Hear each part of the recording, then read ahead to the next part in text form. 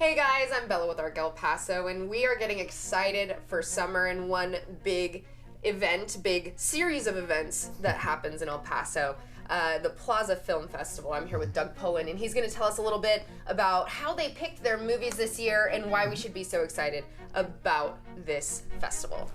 Hey, well, Doug. I always want you to be excited about the festival. The Plaza Classic Film Festival was started in 2008 by the El Paso Community Foundation, a direct result of the restoration of the Plaza Theatre. So that was the origin of it. This will be our 18th, July 17th through 27th. And this year we're focusing on World War II. It's the 80th anniversary of the end of the war. We also have some other thematic threads running through there. One has to do with sequels. Is the sequel better than the original? So like Godfather Part 2, Empire Strikes Back, Terminator 2, they're all in there. And then we also have a small Gene Hackman tribute. What is the good part about playing these films on 35mm?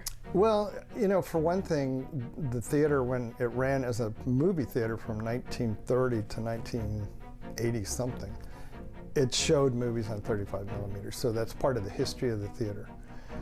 It's also increasingly rare, and you get some people who, when they find out you're showing a 35mm print, they make sure to attend, because it's very rare anymore to see a movie on 35. And we are a classic film festival after all, so it's kind of a duty. Might as well. Yeah, so we're, like, for example, this year we're showing a movie called Sergeant York. And it's a 1942 movie about a World War I hero, but it showed at the Plaza Theatre on the day Pearl Harbor was attacked. Wow. And we're getting a loan from the Library of Congress. That's the National Film Registry people. It's a 35mm print that they're loaning to us.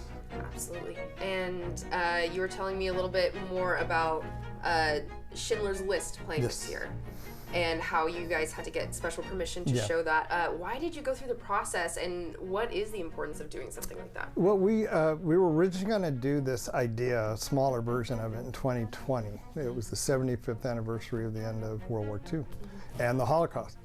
But we had the lockdown that year, so we had to pivot to, we ended up doing drive-ins, and Schindler's List didn't exactly lend itself to that, right?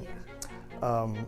So when we kind of shelved this idea and pushed it to 2025, it's the 80th anniversary. So Schindler's, to me, was a big part of that, because when the war ended, so did the Holocaust. And there are plenty of people out there who deny that the Holocaust occurred. So kind of our Holocaust thread, or our placeholder name, is Never Forget. A way to remind people this stuff goes on, we do this to each other. Schindler's List was key to that. It was a mainstream movie. It was a huge box office success, not an easy watch. But you can't just book it like other movies. You have to write and submit a request, and it goes through Steven Spielberg's company. And if they approve it, which they did, they do it under a couple of conditions. One is you either charge no admission, or if you do charge admission, you have to donate it to the Shoah Foundation at USC, which he started. And so that's what we're doing. We're going to charge admission and donate the proceeds. And film can be very powerful in more ways than one, and in like more genres than one. Yeah. We don't just have Schindler's List, which is like a hard watch, like you were saying. You also have stuff like Idiocracy, that's very satirical, that's going to be coming through this year. Why did you pick something like Idiocracy to be on the lineup this year?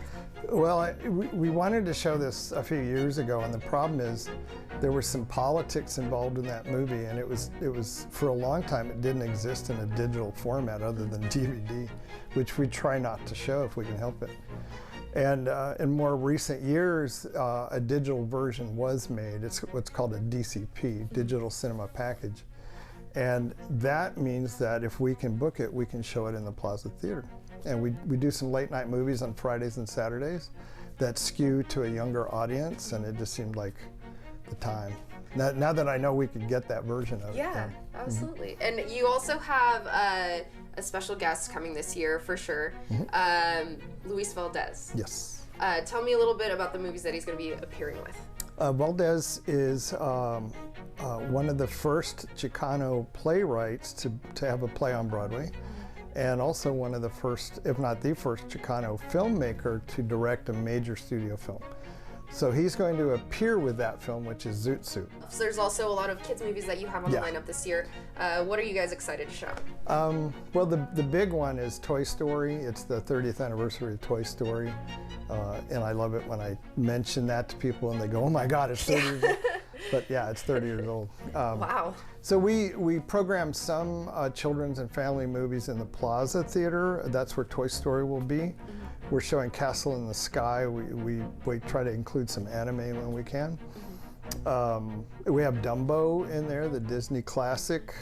Dumbo showed at the Plaza Theatre during World War II. So your guys' summer should be completely full, completely planned out. If you guys want to learn the exact dates of the lineup and stuff, I'm going to bring up a QR code right here on your screen. You can scan that right now and it'll take you right to the Plaza Film Festival website, and you can find all those details right there. Arc El Paso will be right back after this break.